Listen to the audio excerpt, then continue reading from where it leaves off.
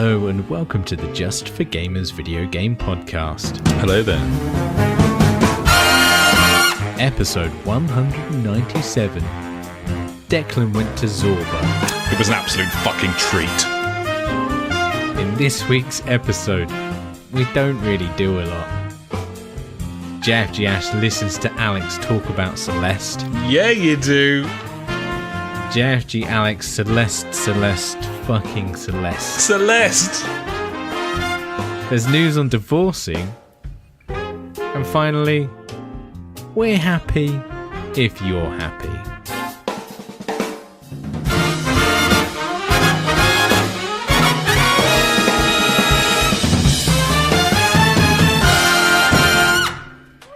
Hello and welcome to the JfG podcast. This is episode 197. My name is Alex and I'm joined as ever by my good friend Ash. Hey buddy, how you doing there? Hey buddy, as always, I'm feeling good on a Wednesday. Yeah, sparking thoughts give me the hope to go on. And this week, my friend, I've done things that other people have probably done in the past, present or future. I painted some doors. Shit, grasshopper. Check it. I mowed the lawn. Oh, yep. Yeah. That's a task. Yep. I went swimming with the babby. That was a nice day. I had Monday off, you see, because the wife had her Christmas present of spa day with the mother-in-law, aka lovely. Her mother. Trip out. Nice one for the girls. They like it, those girls. They do like that with the pampering and the whatnot. So yeah. Yep. I took the kids to school and then I was like, you know what? Let's go swimming, me and the little one. Yeah, it was a lovely day. Really enjoyed it.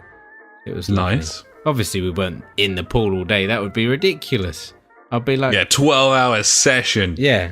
If you're going to do it right. Widths. Then lengths. Yeah. Then diagonal lengths. Yeah, obviously. And then just, treading water for at least 3 hours. And then take the baby in the sauna, because babies love saunas. Babies do love saunas. It's common knowledge that you should always take infants into saunas. It's a known fact. Yep. You know the score. I know all about this sort of thing. I'm ready. So yeah, that was a nice day.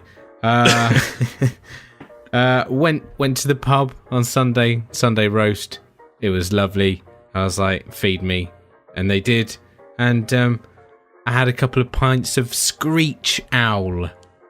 Screech Owl? Yeah, my favourite name for a beer, I'd say. Really rolls off the tongue. Really does. It was lovely, though, I must say. It was really nice. Nice. It was, what sort of manner of booze is that one, buddy? It's some sort of pale ale. I think it's meant to mimic an American style pale ale. And I was like, yeah, whatever. Yeah.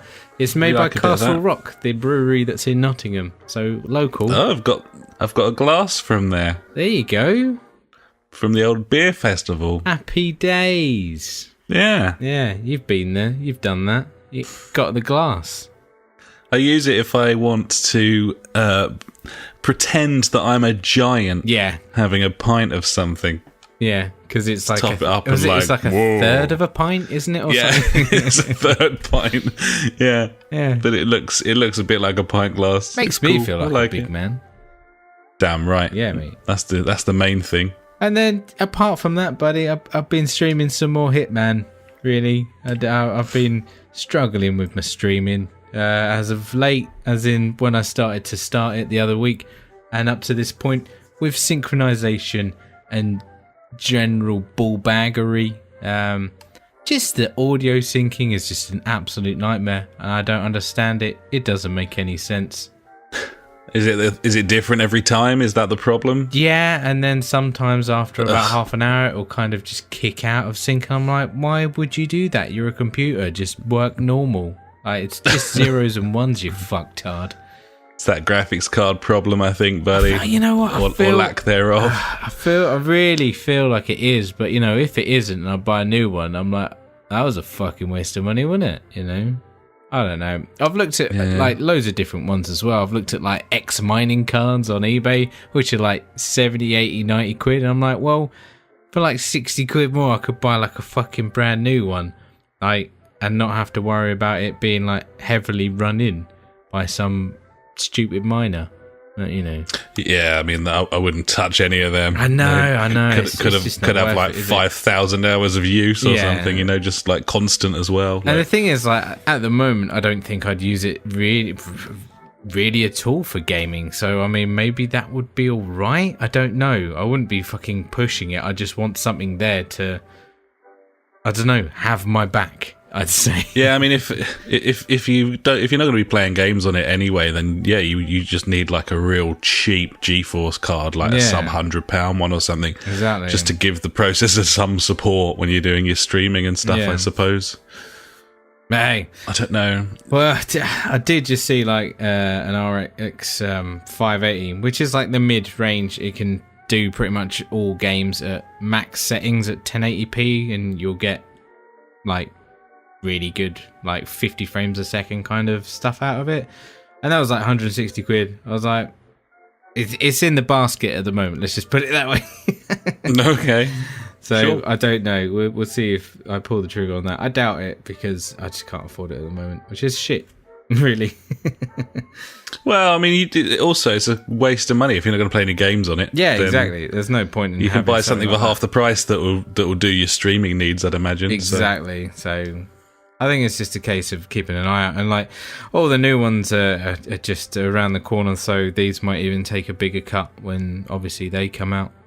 Fingers crossed. Probably. So I think it's a case of waiting it out and see what happens.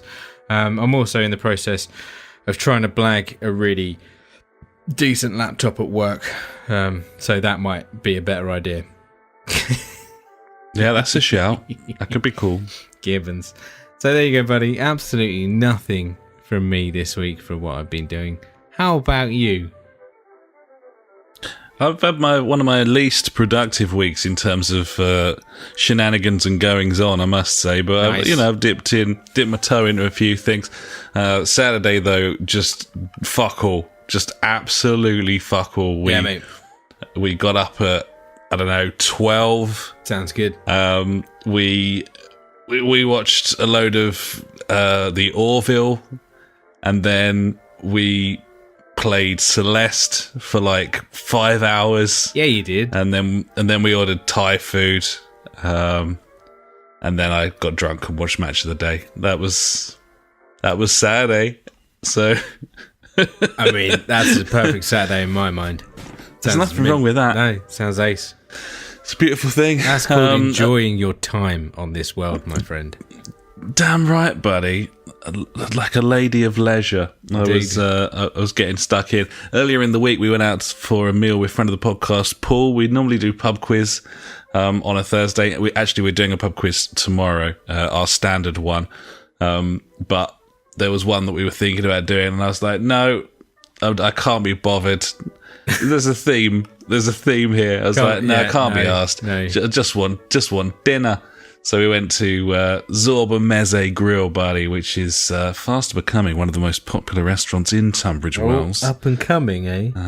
Despite the fact that they sort of the general population of Tunbridge Wells is very white, but they love other cultures in a sort of condescending fashion. And the Turkish folks have come in and mopped up, buddy. There's like 4 Turkish restaurants. They're all really good. And this one's the best of the best. So it's not just a kebab house? No, they're lapping it up, all these fucking hedge fund cunts and city bankers. They're like, oh yes, you must go to Zorba. You must go. Absolutely ridiculous. Declan was there last week. Unbelievable. Fucking crazy. That sort of thing. That's Tunbridge Wells. So that was good. And then on Sunday, friend of the podcast, Paul, treated us to a home-cooked roast. He did a cheeky pork joint, and it was a delightful experience. I had a lot of stuffing, very tasty stuffing. And then we played some pub quiz games. It was a bit like Christmas. We just did it on a Sunday. Yeah, and I like it. It sounds good. Yeah. We had a few beers. We went home. And that was that. I haven't really done much else other than that, to be honest. But it was a good weekend, like a very relaxing, there you go, very boozy, foodie weekend. The only other things that I've been doing, I started playing guitar again for the first time in ages, having realised that I'd forgotten how to play most of my songs. Now, that's obviously an issue. And a very weird, and I suppose it's not that weird, this is probably like quite common and kind of related to like muscle memory in video games as well, where we can play football games even though we're like really pissed and still be competent. I couldn't for the life of me. There's a couple of songs I used to play, and I must have gigged them 100 times, and I couldn't remember how to play them. And I was listening back to the recordings, and I was trying to listen, like, for each string, like, what's the note? What possible fucking ridiculously stupid shape was I making here? Yeah. Because I was balls at guitar, I used to tune strings up and down to make different chords, and it's like, that's even more of a fucking nightmare dynamic to try to decipher them. Yeah. No idea. Mate, just make it up as you go along. It was driving me crazy. I was like, I fucking wrote these. Like, I must be able to play them. I fucking wrote them. And, I just got really exasperated. And in the end, I just, like, went into one. I was like, right, I'm just going to play it. And I just played it, start to finish.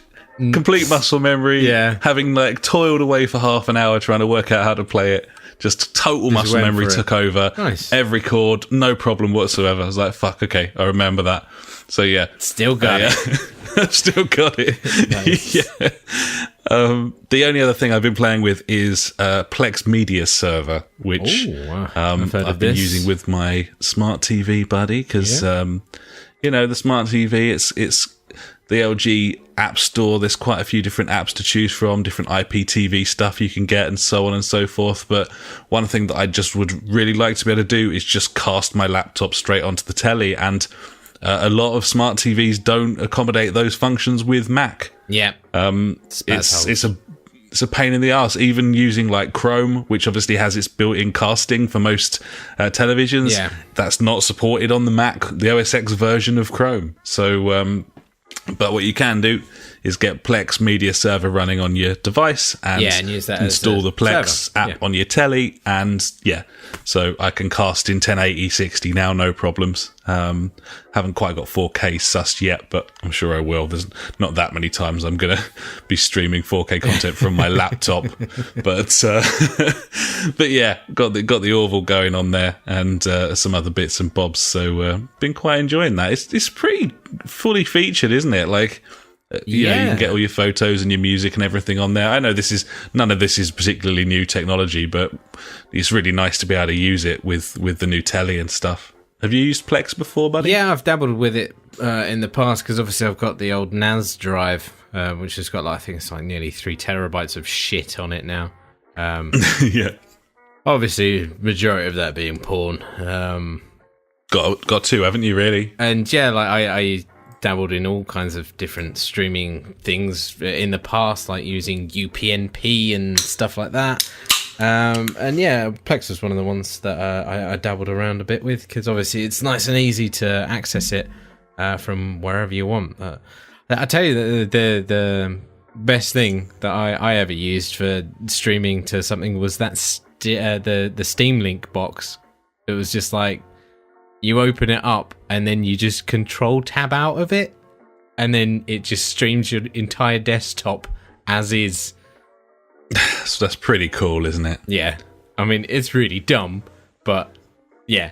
Yeah, but, it's just whatever works, really, isn't it? I mean, you would think that it would be easier with like a smart TV to just attach a hard drive, but then you're always going to have issues with variable codecs and different things and so on. The main issue that I used to have was you could never cast like the Sky Sports app and stuff to your TV. You could only watch it on your phones and your PC or whatever.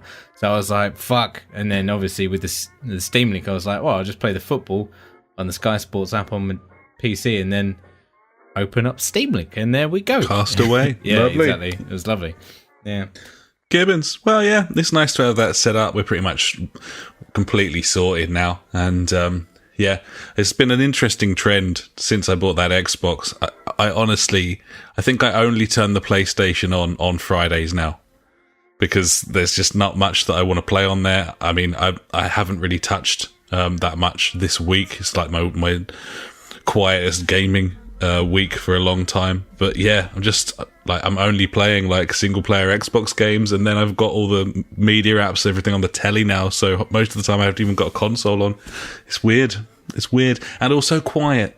No longer sounds like Gatwick Airport in my living room, but there we are. So yeah, that's me, buddy. We'll get on to probably talk about some video games now, I think, seeing as that's this week's topic. Hey, but before I do... Whoa, yeah. I'm not ready yet.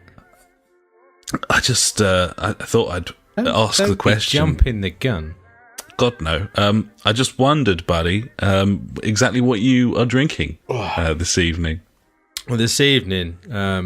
I will be mostly drinking Adnam's Ghost Ship, buddy. I had some left over. I do like a bit of Ghost Ship. I had some left over from Friday, which I haven't drunk yet, and I was like, I'll have them. That'll do me a lovely jubbly. Thank you very much. Very nice. Very nice, buddy. indeed. And what are you partaking in this evening? I think you know. It's become a worrying trend at this point. Possibly time for an intervention. As for the umpteenth week running, I am drinking cans of Stella, although they're not pint cans, so perhaps that's progress at least. Or is it? Or is it? Yeah, I mean, on the way back to my flat from the car, I go past a McColl's, and the options are Stella or Bud or Foster's, basically. God, it's still 1997 in McColl's. I love it. I walk past this Harvey's brewery shop, but it's fucking expensive. Like, their 500ml bottles are like $3.90. It's like I can buy a pint for that in a pub. You can't. I can nearly buy 2 pints for that. Exactly. The further north you go, that's what happens. Screeching Owl was £1.85, sir. So you're also in 1987. It's there we go. There we are. Well, telling, ladies and gentlemen, telling indeed. But yeah, have you got anything else, B, or should we move on? Nah, let's jog on, mate. Sweet as the punch. Well, in that case, let's probably go and talk about what we've been playing. So do you want to kick things off, buddy? What you've been playing this week? And bear in mind that you're padding out the section this week because I've only played... Other than the little bit of Hitman we played after last week's show, I've only played Celeste, and I've certainly spoken for too long about that at this point. Well, luckily, I haven't spoken a lot about this game, and that's Destiny 2, buddy. Oh, sweet. I was just thinking, what do I fucking care about more than anything on Earth? Yeah, exactly. And there it is, buddy. Take it away. No, quick. This is going to be a really quick thing, obviously. No, like the DLC, the new DLC dropped like about 3-4 weeks ago or something. Black Armory. I haven't really been fussed about it, but for some reason, the past week I've really gotten into it again. Obviously, I did the new Forge mode, which is Destiny, where you shoot aliens, but this time you shoot them and you get a little ball and you have to throw it in the middle and charge the Forge, and then at the end there's a big boss and shoot fuck out of him. So kind of the same as what Destiny is, but a little bit different, and you get new stuff and you can get new gear and your numbers go up, buddy. So that's always fun. You know how it is. That's the important thing. Gotta get them numbers up. Destiny 2. I'm getting back into it. I'm trying to forge some kind of raid team again, I think, soon. Get on these new raids that have been kicking about for a while. It's trying to forge a raid team, ladies and gentlemen. That's see that what I did there with the Forge? Yeah, nice. Yeah. So there's like 3 other forges that I need to be progressing through as my numbers go up. So yeah, I'm looking forward to getting through them when I do. Like I said, I've been streaming some Hitman. I finished off the 2nd level in classic retarded fashion. Yeah, I don't know. I don't think I've put the 3rd stream up on our YouTube yet, but yeah, it didn't go well. I went back into that going like, all right, yeah, I've had a really good time with this. You know, I'm getting back in the zone, super stealth, and then it just went to tits. I kept getting found trespassing by just like walking in a doorway and then fucking off. I was like, oh no, got to run away, punch some guy in the face, try and dress like him before someone sees me. It was loads of fun. But then obviously by the end of it, finding some like sneaky way into an office. My new favourite thing, obviously apart from the coin, that will never disappear. Coin's always my favourite. Oh, you gotta love the coin. You really do. But just like cans of pop now. I love cans of pop. Yeah. Or like a wrench, something you can throw and it knocks some spark out straight away. So I've got a tactic now of like, if like the main target is there and they've got like an entourage of one person, which they normally do, my tactic is, while like they're both looking away, throw the wrench or soda can at the entourage person and then just run up on the other one and choke them out. So, you know, it's a valid tactic. You gotta love the animation for throwing things distances, like a laser beam. The way it just spins in the air. Gravity does not affect it. It just, I need to find this GIF of Hitman 2. Is it he throws the briefcase and it spins, and then the guy goes round a corner. He goes through a door and round the corner, and the briefcase just goes round with him. It like goes round the doorway. It's so funny. I love that sort of thing. So yeah, loving Hitman 2. It's still going on with it. I'll be doing another stream or two this week. If anyone wants to watch it, come on down. And that shit. Yeah. And the other game, buddy, that I've been playing is Steep. Oh shit! I've got this installed. I still haven't fired it up. We played the beta quite a fair bit, actually, didn't we? Yeah, we did. We quite liked it because of the sort of game that it was, rather than the fact that it was a good one. Yeah, I think. But and yeah, that's what it comes down to, really. I've been hankering for an extreme sports game for a hell of a long time, and yeah, this kind of fits the bill. There's nothing special. It's very, very easy, this game. Like when I think of extreme sports, I want to be pulling off like gnarly air with sweet tricks and bodacious grabs. I think they're terms that are used in extreme sports. And this just makes it too easy in a way. It's literally a whole jump and hold a direction, and then like if I hold it for longer, I die, but if I just do a bit, he's fine. And then the grab button is just the grab button, and he grabs it, and I'm like, okay. Just haven't got that sort of pivoting balance and stuff that kind of because makes... like, you know, if you think of like my favourite one, which is obviously Skate 3 back in the day, that was like kind of heavy on the simulation of like busting out the tricks with the flick controls of the right stick. Like, I really enjoyed that, and then you could put all kinds of stuff together, and this is kind of like I'm just casual. I'm going down a mountain, I'm doing loads of big jumps and stuff like that. I mean, give it what it is. Like, it looks fantastic, and it's really nice. Like, when you just start putting loads of these jumps together, it's cool. Like, mainly I've been doing the snowboarding because, like, fuck off with your parasailing slow shit or whatever it is, you know. Yeah, great. I'm attached to a big kite or whatever. Like, yay. No, mate. Let's go fast and go hard. You know, or whatever. And yeah, I don't know. It just feels, it kind of starts to feel, and obviously this is a relatively old game now, which is why they're chucking it away to us. But it just feels like so many games. I don't know. Probably not fair saying Ubisoft specifically. Probably just games in general. A lot of games are hugely compromised because they are open world, when they needn't be. That's kind of how it feels. Like, because everything has to be open world now, just imagine... I feel the same about Ghost Recon, Wild Pants. Yeah. Like, it was completely unnecessary for that to be open world. It could have been a series of missions, scenarios, sort of old school Rainbow Six.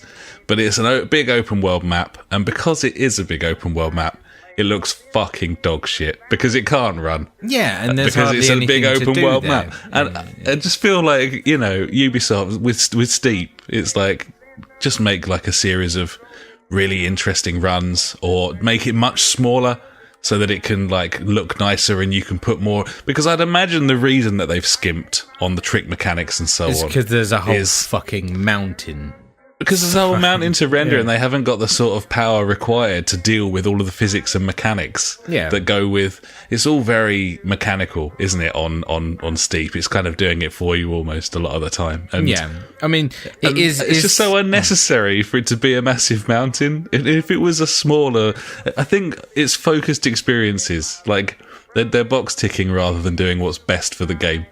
And that's just how it feels with a lot of these things. I mean, they're obviously trying to give it more of a natural feel, like you're on a mountainside, here you go, have fun and do what you want, which is, I can understand that, but if that makes the game suffer, then that's kind of an issue, really. They have made it incredibly easy to go from like activity to activity, because literally when you finish, there's a miniature menu pop up in the top right or somewhere, and it's like, oh, these are the events, and you just scroll through on like with the right analog stick, hit X, and then it teleports you back up the mountain to the next one. So like progression wise, it's nice and easy, but by doing that, I'm not really learning any of the levels or anything like that. I'm just like, right, this is where I have to go, and the majority of the time there's like a little line or something where I can follow, and like, that's a bit shit, really, isn't it? And that's the thing as well. Like, you've got this massive, vast expanse. That's literally the fucking opposite of what you want for a snowboarding game. Imagine if they built a level designed to be a fun run down a slope. And let's also bear in mind that in real life, snowboarding and skiing runs, they're fucking curated they runs. Exist. They're not open world. That is a thing. It just seems weird to me. And you think back to, I mean, my two favourites, I would say. I mean, a lot of people are sort of got a bit of a hard-on for like the Cool Borders series. For me, it was later games that kind of nailed it. I quite liked Amped 3 despite its weirdness. But Sean White Snowboarding was probably the one where I thought, we played this is the best of... Yeah, absolutely, because it was like the best of all worlds, and that was kind of open world, but it had a lot of... It was separated into runs. You know, you couldn't go everywhere. There was plenty of sort of gated off bits where you wouldn't want to go anyway, because the game's like, it would be shit if you went there, so go here instead. And P.S., this is going to be really fun because we've actually made levels for it rather than shat out a fucking procedurally generated mountain. There you go. So anyway, that's my fucking 2 cents, buddy. I still want to get stuck into it because I thought we had quite a lot of fun. It's definitely a good fun game, and like to play it co-op as well with your buddies. You know, that's always good. And fucking, it was free or with our service or whatever we pay for. Yeah, that kind of free bollocks. with your subscription. Absolutely. Exactly. So I haven't fired up Portal Knights, but my son has, and he said, "Oh, it's like Minecraft, Dad." I'm like, "Cool, thanks, mate." There you go. It very much is like Minecraft. Yeah. He was like, there you go. That's his official review. I think it's all most people would need, to be honest. To be honest, yeah.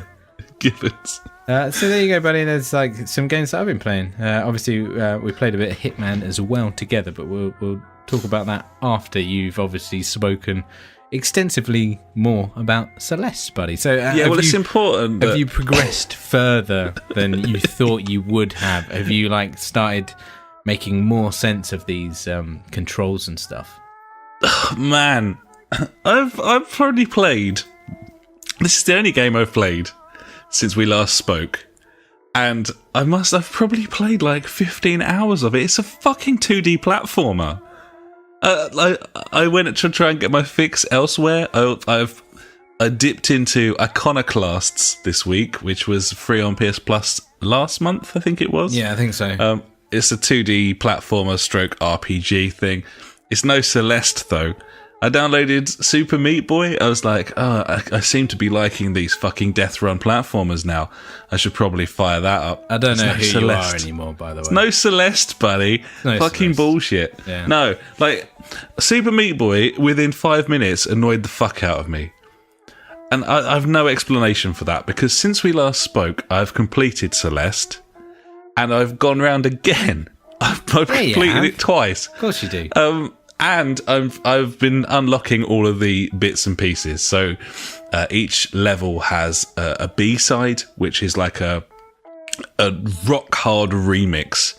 And towards the end of Celeste, there were some pretty tricky bits and pieces, or so I thought. But this is this is like next level. Like this is a whole new ball game. I could comfortably say, in terms of being good at video games, nothing has made me feel so completely inferior, useless, old and miserable, but still not upset or angry. That's the difference, isn't it? It's not making you upset, angry, or anything like that. Yeah. I sat on the same puzzle for half an hour the other night, just one screen to complete it. Probably 6 jumps. Just got to jump at the right time. 6 times, buddy. It's and I can see where I've got to go, and either I'm very good at deducing what I've got to do, or the game is brilliantly designed in that you feel like you've kind of deduced it, but it was easy actually, but it made you think that it kind of masked it. I think probably the latter. I think the game's making me feel godlike. That really shitty game Flappy Bird has just come into my mind, because in essence, not comparing the two, but in an essence, it's a simple game where you just have to press the jump button to jump through the holes. But because of like the jump mechanics in that game are so annoying and like doesn't make sense, that game is just incredibly hard. And I don't like there's some kind of comparison I'm trying to make here between the two things, but I don't know. Well, they're both just sort of like so simple mechanically, but a motherfucker. Oh, man, there's one of these B-side levels. I got stuck on it, and it annoys me that I can't. It saves it where you are, but I can't quit out of there without starting that B-side from scratch. And I'd spent like an hour and a half getting 3/4 of the way through it. Yeah. But I got to a screen and I was like, I just don't think I have the fucking minerals for this. So instead of quitting out, I started a new game and just started another save, because I thought, well, why not? I don't care. Okay. So, which is why I ended up playing through it again. But man, finding the B-sides is just a joy. And the last like piece of the puzzle, you've got these sort of, I don't know, it just changes the whole art style. It's brilliant. I was in level 3 and I went up into this air vent. I didn't know you could go up there, and I found a computer, and you can load it up, and then you can play Celeste, like the original 2D, like I think it's like a Flash game, but it's the whole game. It's a good it's a good like 100 puzzles. I just played through that, and it felt just as good as it just felt brilliant. Yeah, and I don't know, man. I'm obsessed with this thing. I fucking love it. They've completely got me. I don't know why. I think it would be higher on your top 5 list now. I don't know. You can't compare it to a driving game. You can't compare Celeste. Of course you can. If you were to ask me which game from my top 5 list at this point, have I enjoyed the most? Yeah, it is Celeste. It's this fucking 2D platformer made by like 4 people. It's the most enjoyable game I've played in years, and I loved loads of my other game of the years. I loved Doom, I loved The Witcher, but this just came along at the right time. Like, clearly my tastes are changing massively. I can't be bothered with certain things anymore. This just reminded me so much about like why I love video games. It might not be a case of your tastes are changing. It's maybe you just want a fucking break. Maybe. I don't know. It's like, brilliant. I was talking to some guys about like the main things that we talk about, like how there's so many versions of the same game. Like I think there's like 11 Assassin's Creeds, and like Halo 6 is out, and Gears of War 5 is coming out now, and everything is a number. Be excited for some reason. Yeah, be excited for the same thing over and over again, and it's. I think that's the case. I think we are burning out. I think we've been saying this for a hell of a long time as well, especially on a lot of franchises. Like we've had enough of those games, like make something new. And for some reason, we started talking about Death Stranding at the same point, like, and that kind of led on to, like, we were talking about, oh, well, what new games are actually coming out? And I was like, oh, Death Stranding's coming out. And, like, I have had no fucking interest in this game whatsoever because I'm like, it looks so ball bags, like walking around with a backpack and weird shits on there. I'm like, fuck that. Yeah. I'm not getting behind the hype, and I'm still not. But now I'm actually kind of interested in it because it's going to be something different, you know. This is why I connected so well with MGS5 when it was PS Plus for the same reason. That game was just different. Yeah, it was just it was unique, and I think that may have been the start for me. I don't know. But then I was thinking back to Velocity 2X when the console first launched. Exactly. I absolutely loved that. And there's a lot of similarities. That was a top-down sort of thing. This is a 2D side-scroller, but they're both kind of about dexterity. They're just simple, focused gameplay. But what was that other, like... kind of like 2.5D one. Trine? When you were the agent. Like, it was a PS Plus game. Yeah, that same again. Yeah. Like, that was a complete nothing game, but, like, we both played that loads. I can't remember. Agent something. Spy something. Agent Spy. Spy Agent. Counter Spy.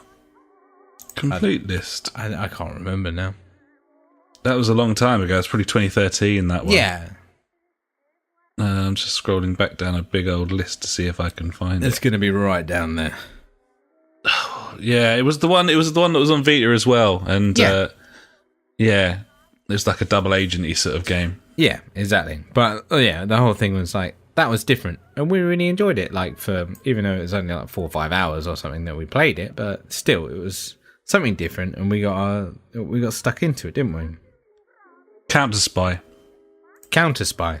Yep. I got there. Yeah, I think I said that, didn't I? I don't think so. I'm gonna listen back. Maybe you did. Yeah, we'll find out. But yeah, you've got a point. Focused experiences, games that do something. They don't do a lot of different things, but they do something amazingly well. And that's the thing with Celeste. There's only 3 buttons, although you can use. They're mapped in various locations on the pad, so you can find out what's kind of perfect for you. But you've got jump, boost, the directions, and cling to a wall. That's all you've got. You can cling to the wall for a certain amount of time. You got to kind of bounce off of wall, like any wall running, wall jumping games I've always loved. And this the diversity. I was playing one of these B-sides where you just got to like boost through these sort of patches that act like turbos. And then once you fly out the other end of them, you can actually jump and change direction in the air, and it also recharges your boost. Normally, you get one boost, and then you don't get another boost until you're standing on a platform. That recharges it. But coming out of these speeding turbo thingies, you can boost again. So there was a bit on this B side, shit you not, 10 fucking jumps. So boost through the thingy, fly through the air, and then change direction on the way out, and then boost into another one. 10 in a row, never touching the ground. Like, every jump had to be like fucking perfect. And when I did it, I was like, oh my god, I'm the best. But yeah, anyway, Celeste, there we go. Sure, there's a DLC coming out for Celeste. It's free. It's free. They were hoping to have it out for the game's 1-year birthday, which was the 25th of January.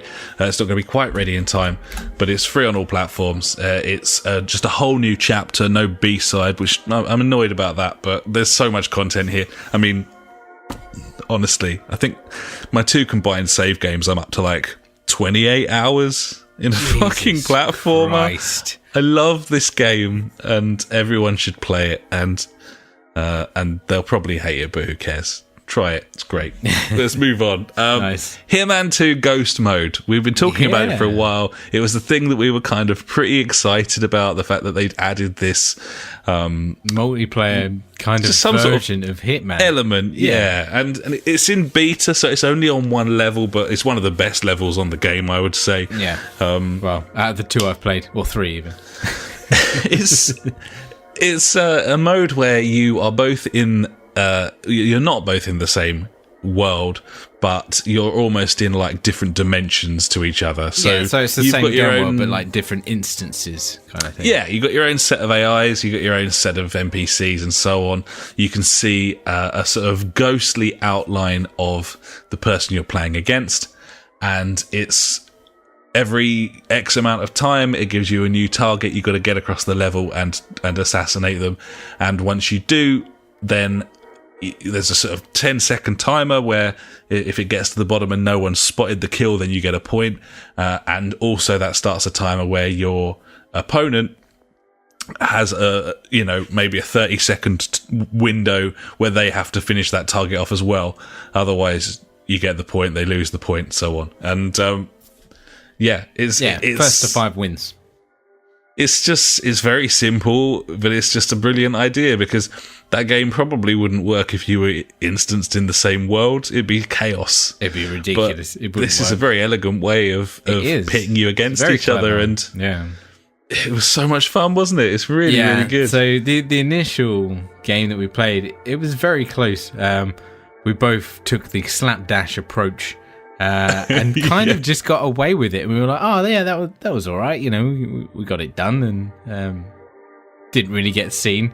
The second game, on the other hand, that went really tits up for me early. And I had to scarper a lot. I think I went down by like 2 points or something because I was just like compromised constantly. And when you're compromised, you just can't do anything. You have to get out of your attire, find a new outfit, get nice and, get back to stealth mode. And that is where this game mode really kicks in, because by the end of that, I'd pulled it back because you got absolutely, you got compromised as well. And you were I think I was compromised in 4 different outfits by the end. And exactly. I was 4-1 up at one point. I just needed 1 kill, but I just couldn't get it. No. And then I'd been too gung-ho and paid for it in the end game. and it just made it so interesting like that. It was just like a kind of like cat and mouse kind of game. And like, you definitely get punished for being slapdash if... Well, you dictate each other's pace as well, that's the thing. Yeah, exactly. Like, if someone gets that kill before you, you've got to react to it. Otherwise, you've lost the point there. And it's a case of, well, do I just take the hit and lose the point, or do I try and run in there and like kill this guy? And I think the answer, probably from our experience, is usually just take the hit and accept you're not getting the point. Yeah. Because if you're running in there, but then again, I don't know. Like, there's a couple of times you killed someone, I just like ran in bold as brass and just like snuck a strangle in behind a plant pot and got away with it. So it's funny. It shows you how fucking brazen you can be on that game, because as we said last week, those sets of rules are so completely like set out in front of you that you can get away with an amazing amount of shit in almost broad daylight. But exactly. That one time you don't, you're completely screwed in a whole area. You're in a lot of trouble then. You need a quick escape route. But I had really good fun. Definitely want to play a bit more of that, just shenanigans really. And the other one was as a pre-order bonus to Hitman 2, there was the Hitman Assassin, was it called? Sniper Assassin, I think it's called. Yeah, that sounds about right. Yeah, something like that. Anyway, there was like an Android game which I've got, which is pretty much the same. You're on a ridge with a sniper. You got to take out so many targets within the area without people getting noticed. And you could do this co-op now. And we did a few runs. Some went better than others, but my bad. No, I think I was to blame for a few of them as well, but it was cool. It was nice, it was a case of I'm trying to remember, like, it kind of reminded me a bit of like Vegas 2 or other games such as that, where you would play co-op and you could do stealth takedowns together. So like, I'll take the guy on the left, stuff. You do the guy on the right, 3, 2, 1, go. And it was very, very cool.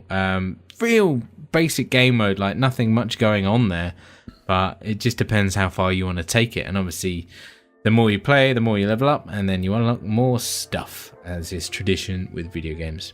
So it's so cool because they've got as you say, it's a very simple game mode that's been around for a very long time, just a sort of fixed position shooting gallery, basically. Yeah. But because it's that Hitman engine, it just elevates it massively. It looks really nice, and you've got all of the sort of the window dressing and the bells and whistles. It's cool. I really enjoyed it, and yeah, it's just a one-off thing, but it's quite addictive trying to like clear the whole thing with a buddy. It's fun. And trying to do it stealthily as well. Yeah, exactly. Gibbons.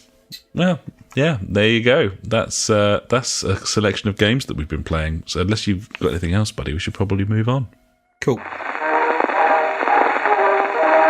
And now it's time for the news.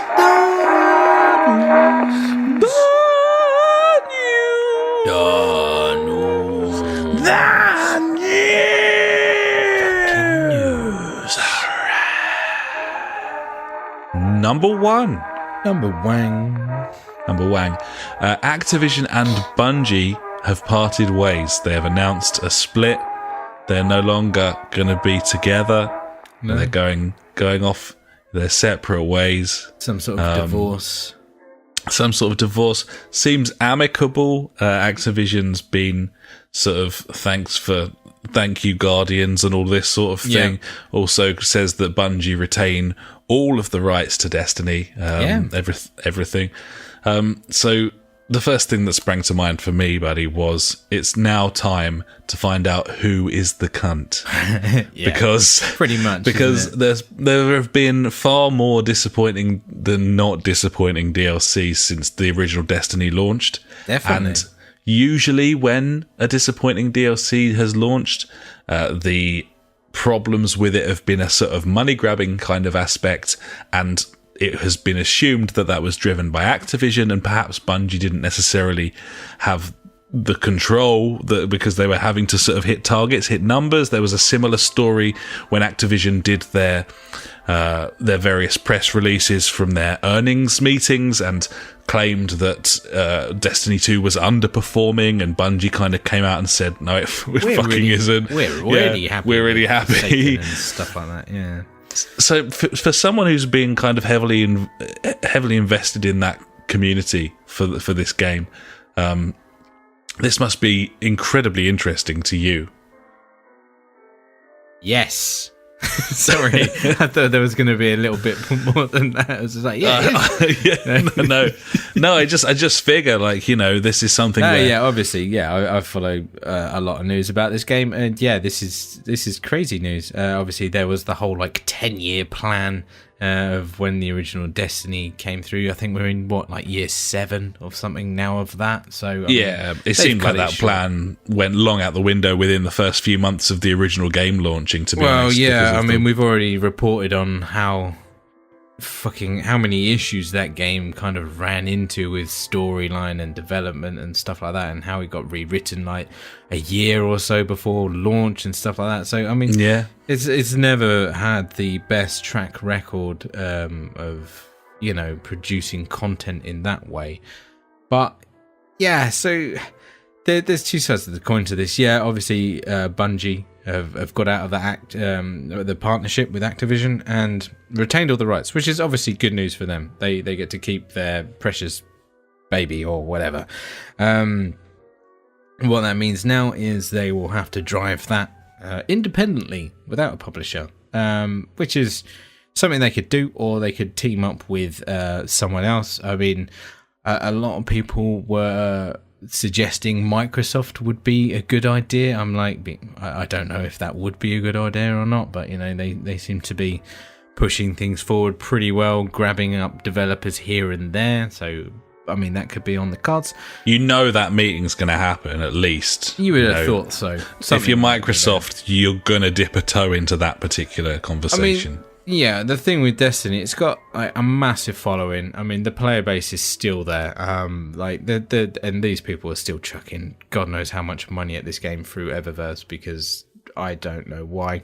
I mean, immediately after the split happened on Reddit, people were like, "Oh yeah, as a goodwill, I'm gonna spend money on Eververse to say, go on, Bungie, you can do it," kind of thing. I'm like, Yeah, don't be a dickhead though. I mean, support them by just buying the game. That'll do. You know? Yeah, you did it. Yeah, well done. Now, the other side of the coin is like, I mean, Activision must have wanted part of this split as well. So, you know, like you said earlier, like they've already said that it's underperforming, it's not hitting their target. So, I mean, like, surely that means like it's not making enough money for Activision, so they're cutting ties with it, you know? So, I don't know. Is that another thing to... Could be a token gesture to their shareholders. Maybe they've taken all the best amounts of revenue out of that franchise. They're happy to move on. Yeah, fuck off, we're out of here now. I don't know. I don't know if it means anything. It's going to be interesting for the future of Destiny. Like you said, it's all down to Bungie now. We'll see who the cunts are. At the end of the day... one thing this isn't going to do, it's not going to change the game in any way, shape or form immediately. It won't happen for a long time until we see actually what they do produce. And I mean, the problems with the game haven't been Activision's fault. I mean, yeah, maybe they were pushing for like, right, if you're not having two stable DLCs throughout the year, like as in Curse of Osiris and Warmind, you need to have some sort of annual pass in there where you have strategic points where DLC comes out to retain your player base. Maybe like Bungie can be like, well, we're just going to do it as we want to do it instead of stick to these regimented things, giving them more creative control over the game. But I mean, that could also be a bad thing where we don't actually see any content for a year and we're like, wow, this is shit. Who can say? I mean, Exactly. Activision probably caused Bungie to have to, as you say, commit to milestones in terms of DLC. Exactly. You need to be producing shit. And that was usually negative, I would say, because it seemed like half the time they were just desperately having to churn something out, and it was toilet. Yeah. But as you say, like, who knows? Who knows what happens next? Maybe they'd like to release their shit organically, in which case a subscription service would make more sense. I mean, that's another route, isn't it? Yeah, go down to that monthly subscription just for the game. If it gets to that point where... I think my concern is that they start, you know, there's more sort of microtransaction bullshit in there, and they start saying how they like have to support themselves now as an excuse for it. That's the concern. But, you know, we're just spitballing. Who knows? We'll see how it goes. The only thing I could hope from that is they know how their player base reacts to microtransactions, and they've had that fight already, like last year and going forward. So. I mean, like I mentioned about the Dawning event, like this was everything was earned within game pretty much. There was some bollocks stuff you could buy, but you know, you have to be a certain person to buy like an emote for £10. I mean, if that's what you want, then you do that, but that's not me. I would hope that stuff is not something that you're going to see in the game anymore. I think it's still going to be that. I think there's still going to be like your stupid stuff that you can buy, and that is the only way to get that is through buying it. I mean, once again, it comes to that thing of like, oh, if it's only cosmetic, it's not to do with the game, then yeah, that's fine. But still, as long as there's enough other cosmetic stuff to get within the game, then yeah, I'm fine with that. That's fine. As long as I can get enough stuff to satisfy my hoarding needs or whatever it is. And then, it's certainly the most interesting thing that could happen in the Destiny universe. I would argue. I think most Destiny fans would agree with that. In that, you know, there's been a power struggle, and now they've kind of been set free. And so going forward, it's going to be pretty interesting to see what direction that game takes. And with Destiny, with Bungie being fully accountable. So yeah, it's going to be interesting. Gibbons. Looking forward to it. Let's move on to number 2. And THQ Nordic, they're back. They're at it again. They do like to buy IPs and then I don't know. I mean, Darksiders is their most recent release. Absolutely panned. It's universally hated, but so proof that it doesn't always work. But on other occasions, it has. They're a studio. They're a fledgling studio that they're trying to become a big juggernaut, and they seem to buy anything. It's really weird. There's no seeming pattern to what they're doing. And yeah, as I said, Nordic's at it again. This time they have snapped up the rights to Outcast, which is weird. It's a game that we both really liked. It was remastered relatively recently. It's also a game that you once bought for 50p in PC World by putting a 50p sticker on it that you found on the floor, and then just walking up to the till and being like, "Yep." And then she scanned it through. It was like $15.99. You were like, "Says 50p." And she sold it to you for 50p. So there we are. Days. That was a good day. It's a game that we desperately wanted. A game that pretty much didn't run on anything because of the voxel technology. True. But it was well ahead of its time. And yeah, who knows? I can't say anything here in terms of what they're going to do with it. No idea. They're going to maybe do something. When we were standing in PC World that time when we bought that game back in presumably 2003, I didn't think that in 2019 we'd be talking about it. Let's just put it that way. I mean, but luckily we had that story from 2003 to bring it back. We prepped that. No, yeah. But I also mean the game Outcast. I certainly didn't expect to still be talking about it. No, me neither. A long time later. But I'm pleased that we are, because it's fucking cool, that thing. It was well ahead of its time. Gibbons. Check that thing out, buddies. We'll move on. Dark Souls Trilogy has been confirmed. There have been rumours for ages. There is the Dark Souls Trilogy. It will include the remaster of the original, which launched, year and a half ago, 2 years ago, something like that. We got Scholar of the First Sin, which was like a sort of remastered Dark Souls 2 kind of thing that you had a little pop at for a while, I remember, in the early days of the pod. And then, Dark Souls 3, which obviously doesn't need a remaster because it's a relatively new game anyway. So there's your trilogy. Don't know about pricing yet, but it's coming on the 1st of March if you want all that lovely punishment, buddies. It's there for you. I'm good, thanks. I think we're all right. We'll move on. You've got Celeste for that. I got Celeste. Oh, yeah. In one of those B-side levels, I died as many times. We're back. I died as many times in one of those B-sides as I did in the entire main game. Jesus Christ. Just to give you some idea. Just once then, yeah? Because you're I think it was in one of the B-sides, I think I died 1,700 times. That's a lot of restarts. But it's instant, and it saves it like from within an inch of where you were before kind of thing, so it doesn't really feel like that much of a punishment for the most part. But yeah, anyway. I must. God, don't need to justify it to me, buddy. It's fine. Got to keep a lid on that. I understand. The Epic Games Store has put in place a refund policy similar to Steam. So it's now easy to get a refund on the Epic Games Store on any game played for under 2 hours, provided the refund is requested within 2 weeks of purchase.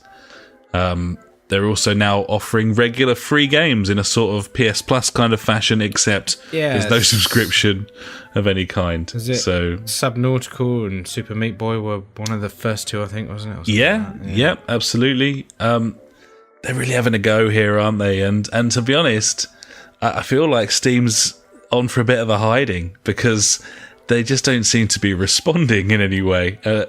Valve have just kind of lazily not curated their storefront for You know what would absolutely years. Smash it if Epic integrated or bought Discord.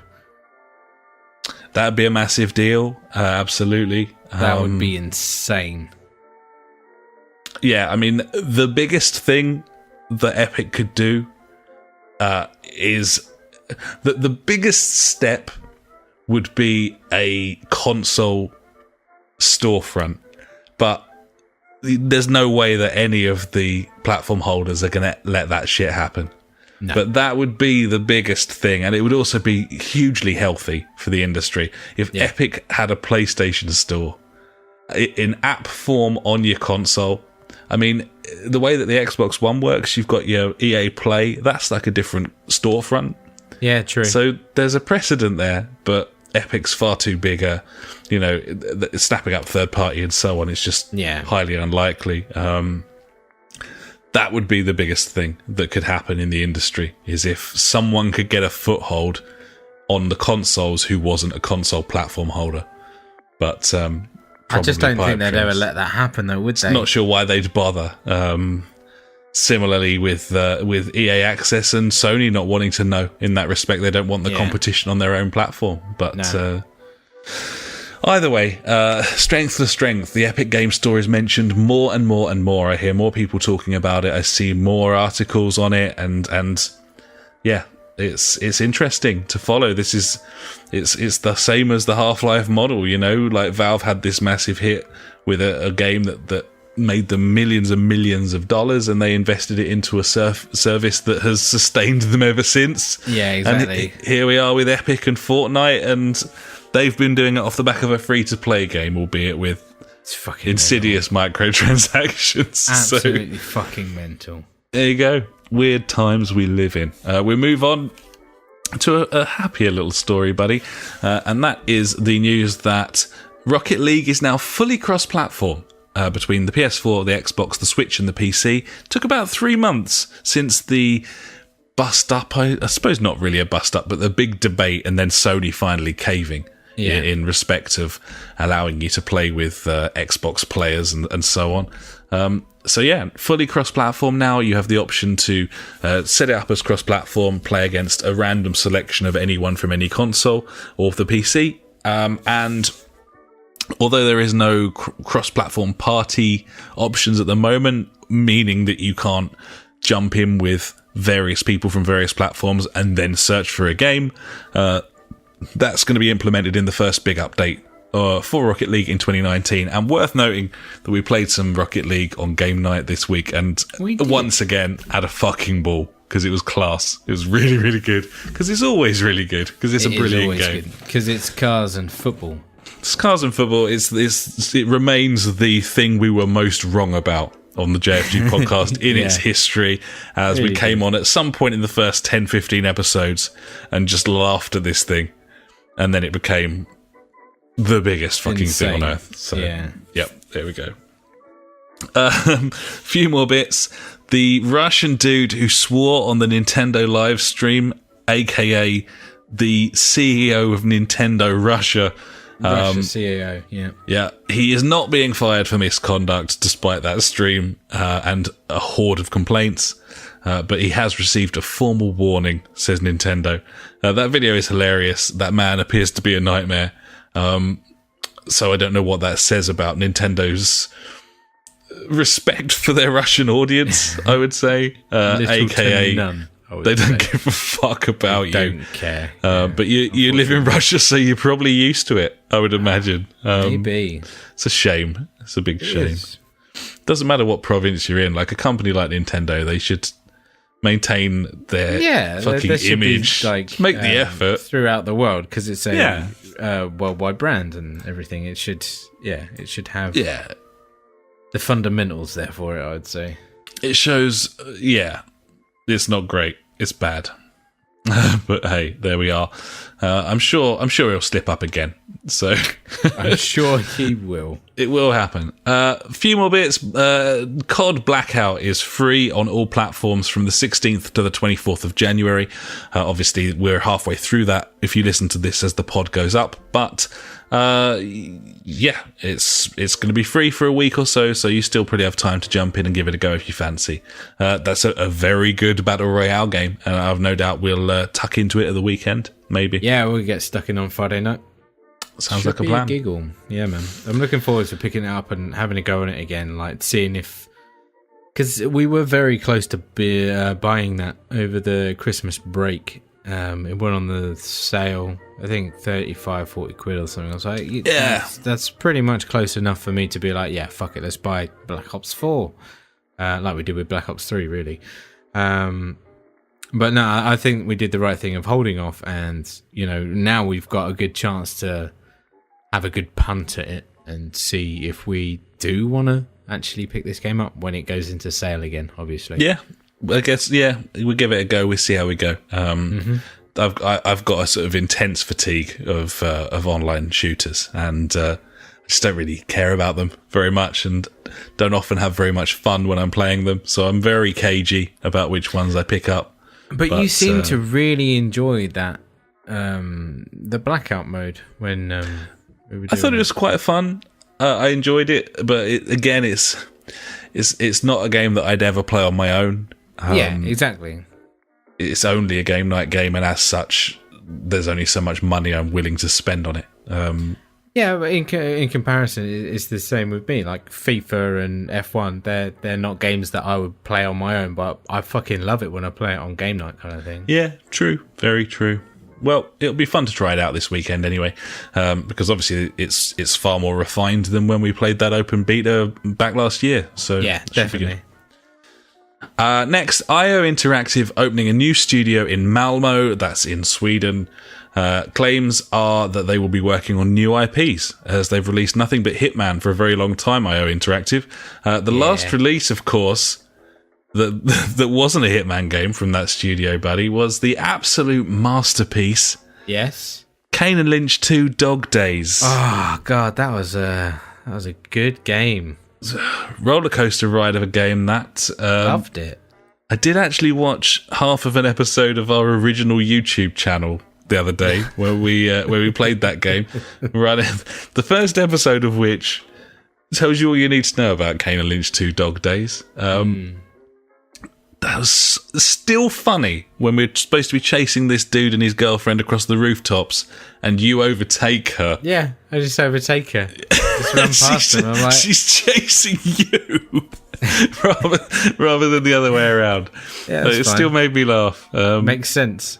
Yeah, angle grinders on repeat, touch the hutch, lots of Jimmy 4 ears, lots of wonderful moments from that series.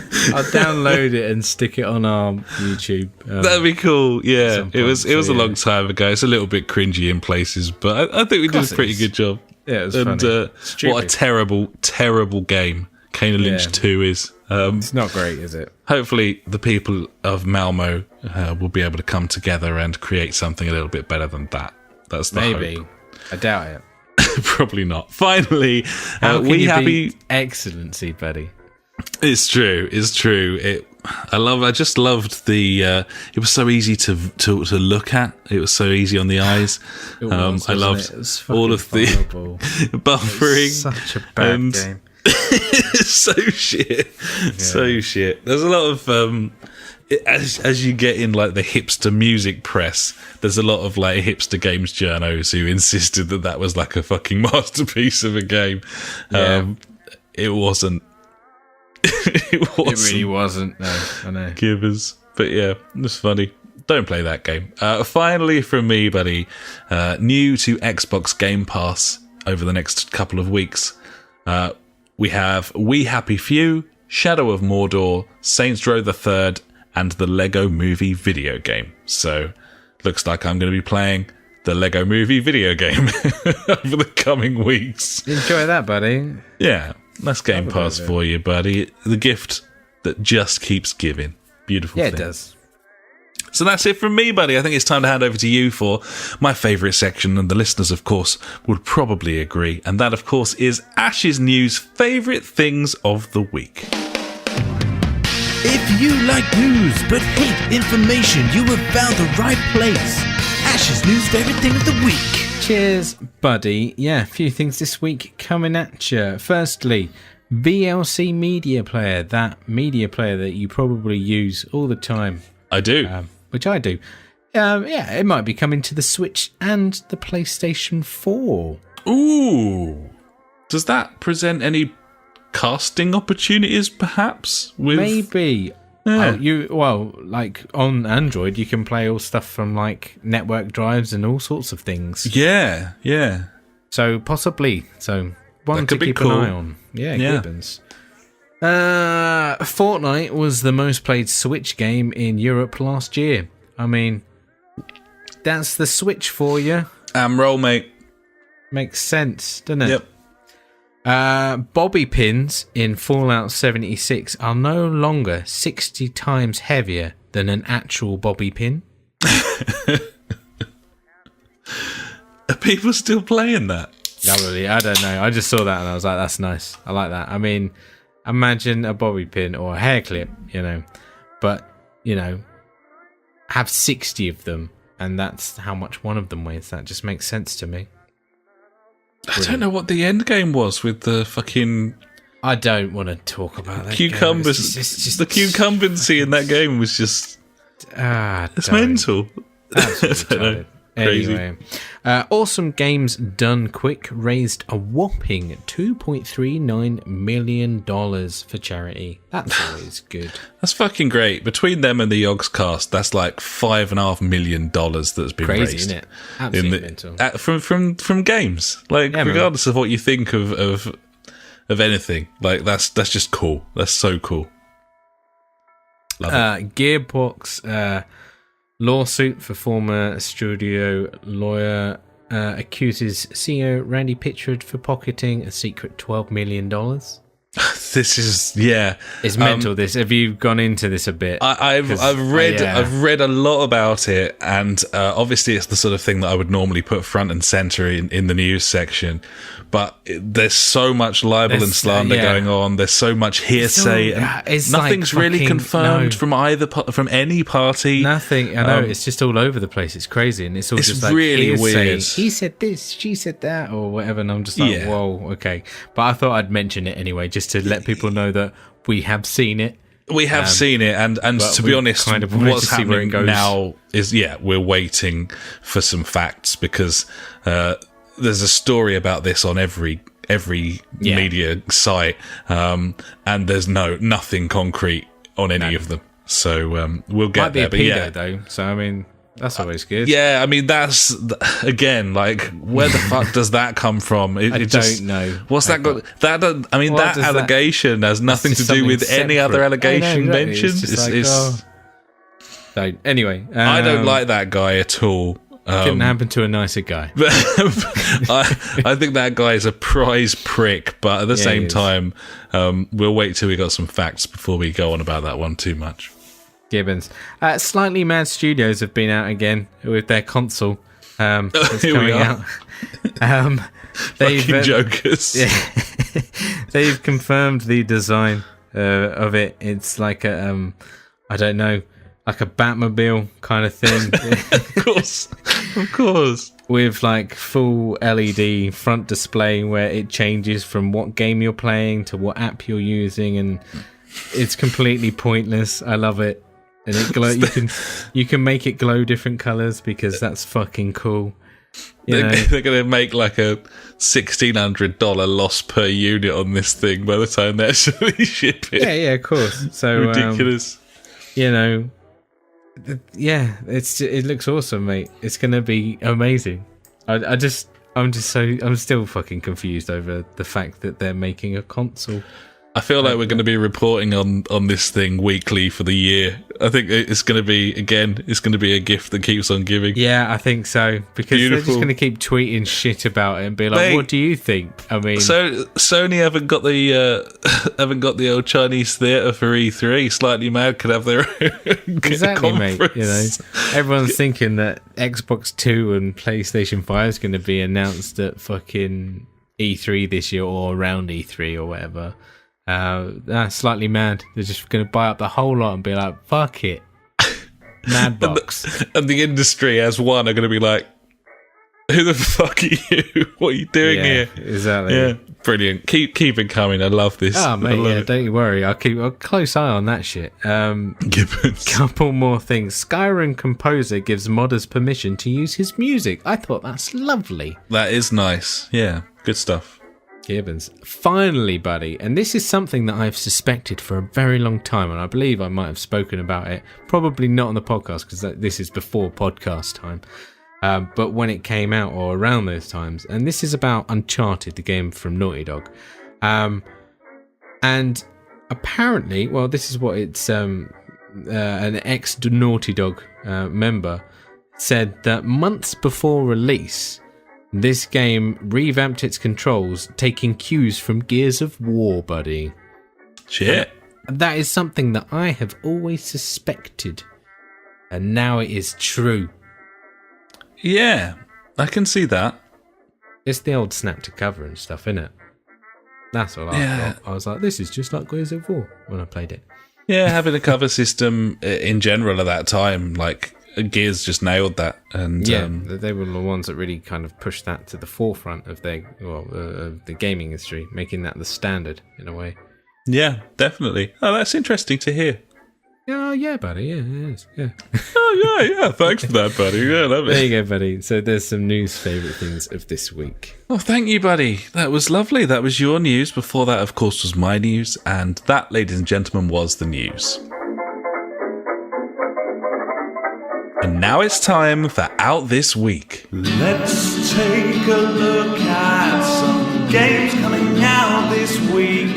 Probably filled with microtransactions, the crazy pay-to-win mechanics. Because fuck you all. Fuck you all. Fuck you all. Fuck you all. Buy our shit. And that's out this week. Come on. This first one, mate, looks mint. Looks great, doesn't it? Firstly, A Fisherman's Tale coming to all VR systems, Rift, Vive and PSVR. Very interesting looking first-person adventure game. Sort of some sailing mechanics, some first-person adventure mechanics, lots of puzzles. Kind of like a sort of seafaring first-person sort of Myst or Riven kind of thing, but with a sense of humour about it as well. And I'm really interested in this. I've yet to pick up any PSVR games in 2019, but obviously been keeping my eye on a few of them, namely Beat Saber. But this one wasn't really on my radar, to be honest. But I've been watching a bit of footage and read an interview with the dev team, and it sounds pretty cool. So this actually makes me want to play VR more than any other game so far. Oh, really? I think, yeah, Why it's strange. I don't know, just like the puzzle mechanics and like the visuals of it. It just looks really nice. I mean, obviously, it's still got that movement issue of point and click and teleport, but can't have everything, I guess. No, it's something that they're not going to be able to get around with this limited technology, even if even if there was a way to solve it in the home, the processing power wouldn't be there to render it anyway. No, exactly. Unfortunately, but this game just looks. I don't know. It looks quirky. That's probably the word. Yeah, it does look nice. Very cool. So that's out this week. We also have Switchblade on the PC and PS4. Switchblade. This is a MOBA-inspired vehicle action game. Sure. Yeah, it's free to play, I think it is, isn't it, as well? Ticking all those boxes, and by boxes I mean alarm bells are ringing. Yeah, all the boxes I don't want to be ticking. Yeah, it looks wank as well. Let's put it straight. There's only really been one good vehicle combat game, and that was Interstate 76, and that was a long time ago. I don't think any of the like PlayStation era vehicle combat games like Twisted Metal, I don't think any of those were good. So good luck, I suppose is what I'm saying. Good luck. Either way, that's Switchblade, and that's out this week. We also have Sleep Tight coming to the Switch, and that is out on the 24th of January in the EU at least. It's a tower defense game in a living room. So you start off by the sort of corner sofa, and there's waves of monsters, and you kind of got to make a bit of a pillow fort out of cushions and duvets and that sort of thing, which sounds lovely.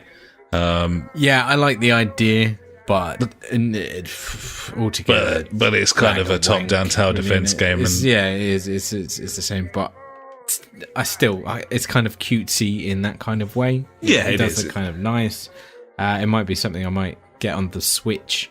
On the Switch for the kids. Half the battle with this sort of thing is it doesn't take itself too seriously. It has a sense of humour, and then if the mechanics are solid and sound, then it can elevate it. So yeah, it could be worth a look. Could be interesting. Elsewhere, we've got Life is Strange 2 Episode 2, which is called Rules. No, I don't like rules. it's a game that I sort of dipped into before last week's show. I haven't picked up this week. I've just been like fucking at it busy wise in the week. But yeah, it's the second episode of that. I will get through the first. I'm kind of hoping, with the precedent that Game Pass has set, like Microsoft have set by adding episode 1 to Game Pass, I think it'd be really nice if throughout the year they could gradually add the extra episodes. I don't know. That doesn't make much financial sense for Don't Nod and Square. Obviously, they're trying to drive sales through a taste rather than giving the whole thing away gradually, but we'll see on that. Either way, it's Life is Strange, so I'm interested. Resident Evil 2 Remake is something that I'm not interested in because I've never been a fan of Resident Evil games, but I hear that this is a really good remaster. I've seen some great footage of it, and I know that demo is available on the storefronts that people have kind of been... the 30-minute run, Yeah, it's not what I was expecting. It is a proper remake in that it looks more like a sort of... it looks more like Resi 4, like more of a third-person proper action game rather than this sort of sitting cameras, stupid angle bullshit that you had from the other game. And that's the good thing by calling it a remake, not a remaster. They can deviate from the original game and its retardedness of controlling and stuff. Yeah, exactly. I mean, I've never liked any Resi game. Obviously, I really like 7. And I've played a fair old whack of it. I still haven't completed that thing. It's still a very frightening experience. But yeah, this is going down very, very well. So probably worth checking out if you've got an interest in the genre or the series. And finally, not so much a release, more a pre-order perk. But if you have pre-ordered Anthem, which is out in the coming weeks, then on the 25th of January, you will be able to download a demo as a pre-order perk. That's for PC, PS4 and Xbox One. This is obviously like a massive game, massive AAA game, BioWare, EA. It's going to be interesting to see. I think that probably the biggest question most people have is, have you just copied Destiny? Which... a lot of people don't think is a revolutionary game in itself anyway, in which case this would be very poor. Or do you actually have something here? You know, BioWare, they've been trying to build a sort of a lore. They've been trying to build like a story around this thing, and obviously that's what they've excelled at in the past. And have they managed to do that in a sort of modern Destiny-esque universe? Or is this just a reactive thing to sort of Bungie and what they were doing? So, I mean, those are the questions for me, buddy. Like, obviously, correct me if I'm wrong if you kind of feel differently about it, but I think totally. Is that kind of the pull for most people, do you think? Like, yeah, I'd say so. It comes down to what are the mechanics in the game, what's there to keep people coming back, you know, that whole loop progression system, you know, is the combat really that good? How big are the worlds? All kinds of things. There's loads of questions. Yeah, so I just want to know how much content there is. Like, yeah, kind of thing, and if it's how it works with co-op and stuff like that. I mean, obviously that's a big deal. If it's easy or not to get into a game with each other, how does your progression go through each person? Like, because obviously some people might have done certain missions and stuff. Like with Borderlands, it was just tick boxes, stuff like that. Yeah, just want to know, really. Closer it gets, the more it piques my interest, the more I sort of kind of twitch in just a little bit, just like, you know, I'm not dismissing this thing just because of kind of the way that I feel like my gaming instincts are going. Yeah. It's a big release, and we're always excited for big releases, even if they do end up to be dog shit in the end sometimes. So, yeah. I mean, it's a big February and a big March. There's lots of stuff coming out. Yeah, there is. Plenty to look forward to in the next few weeks. And this is going to be a pretty big deal, I'd imagine. So, yeah, we'll keep you posted on that one. I guess this won't be under NDA either, so people had to talk about it and so on. Finally. Gibbons. So, yeah, there you go. That's out this week, buddies.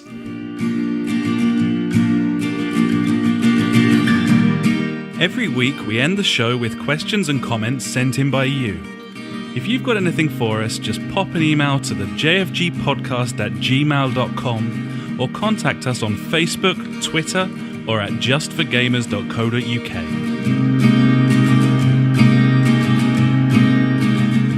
And now it's time for JfG Street Beat. You got a question we wanna know. Street Beat. Facebook, Twitter, we're on them all. So hit us up and be on the show. Street Beat. The JfG Street Beat. Street Beat. We wanna know. Get on the show. Once again, we're using this little section here to announce the latest giveaway, which you can find on our website, www.thejfgpodcast.co.uk. And the giveaway this time round is Dungeons 3.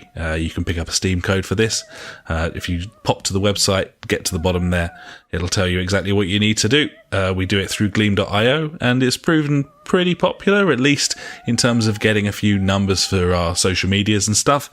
And yeah, who knows exactly how much that means for like new people listening and sticking with us, buddies, and who frankly cares? Fucking as long as you're here, buddy, then that's fine. You're as all long that as matters. yeah. You're the reason Like we do this. Curtis Steigers. So yeah, as long as you're listening, whoever you are, then we're happy. And either way, you know, we have a little go at growth anyway, especially courtesy of our glorious benefactor JJ with his repeated Humble Bundle monthly codes and things that he doesn't need and is charitable enough to send over to us. So yeah. If you want to get involved, buddies, then go for it. On the website, of course, you'll find Street Beat, where you can actually ask us questions and stuff if you want to. And yeah, there you go. That's all I've got to say about it. So there you go. Job Gibbons. So I think that'll about do us, buddy, for episode 197 as we creep delicately towards our 200th show. Stealth release. Absolutely. What a monumental achievement that will be, probably. Can it be? Yes, it is an achievement, 100%, definitely. We made it. We've maybe missed 1 week or 2 weeks in those sort of 200 weeks. It's a long time. A hell of a long time to just talk about shit. I fucking love it. It's beautiful. But we've had a real nice core group of people who like listen each week and chip in and that. It's been really nice. I still really enjoy it after all this time. It's something to look forward to. We'd still be doing it if we found it a chore. No, we'd have to be insane to do that. So yeah. Close enough. There we go. Having said that, buddy, I really do need a piss. So yeah, that will happen. Thankfully, that coincides with me having nothing more to add. So we'll probably jog on. But thanks so much for listening, buddies. And we'll be back next week, as we almost always are. But until then, I've been Alex. He has been Ash. Goodbye. Farewell.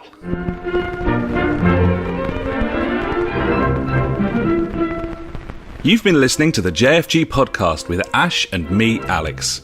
You can find us at www.thejfgpodcast.co.uk, where you'll also find our Discord and Street Beat if you want to get involved with the show. Our Facebook is /the JfG podcast, and our Twitter handle is @the JfG podcast.